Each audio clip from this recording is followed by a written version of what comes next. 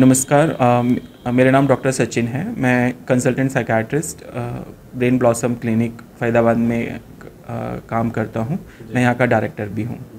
Sir, हमारे दर्शकों को बताइए कि समाज और परिवार का मानसिक रोगों से ग्रसित मरीजों के इलाज में क्या योगदान होता है? ये बहुत अच्छा सवाल है। परिवार और समाज का योगदान किसी भी बीमारी के इलाज में एक महत्वपूर्ण हिस्सा होता है, पर यह देख के मुझे बड़ा दुख महसूस होता है कि यह योगदान मानसिक रोगों से ग्रसित मरीजों के लिए बहुत कम मिलता है, बल्कि परिवार और समाज जाने अनजाने में रोगी को ही उसके रोग के लिए उत्तरदायी ठहराता है।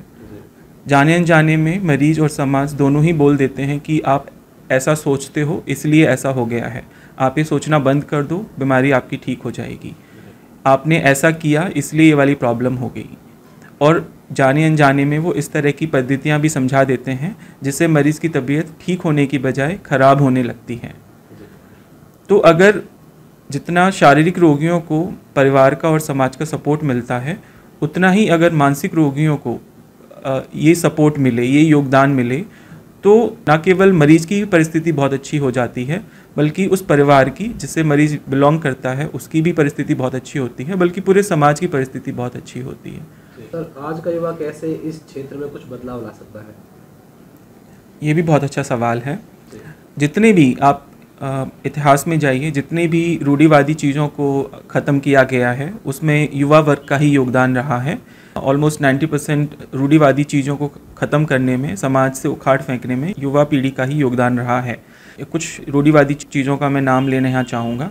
पुरानी जैसे सती प्रथा थी, विधवाओं का पुनर्विवाह था, या बच्चियों का जो बहुत कम उम्र में शादियाँ हो जाती थीं, या भ्रूण हत्या आज तक भी चलता आ रहा है, या फिर ट्रिपल तलाक वाला जो क्षेत्र था, या फिर औरतों के मंदिर में प्रवेश करने पे जो निषेध होता था। इन सारी चीज़ों को ख़त्म करने में हमारे युवा वर्ग जो आज बहुत शिक्षित है, बहुत इन्फॉर्म्ड भी है, और आजकल इतने रिसोर्सेज हमारे पास हैं, तो युवा वर्ग जैसे आप अब ये रिकॉर्डिंग से के माध्यम से कुछ बदलाव लाना चाहते हैं, मेरे कुछ शब्द के माध्यम से मैं अपना योगदान दे रहा हूँ।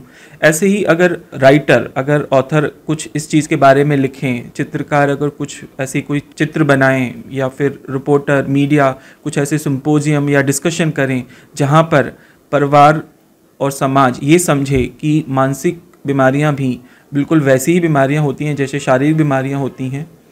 जैसे शारीरिक बीमारी होने में मरीज का कोई मुख्यतः रोल नहीं होता है, वैसे ही मानसिक बीमारियां होने में पूरा रोल मरीज का नहीं होता है, वो बिल्कुल वैसे ही हो जाती हैं जैसे शारीरिक प्रॉब्लम हो जाती हैं।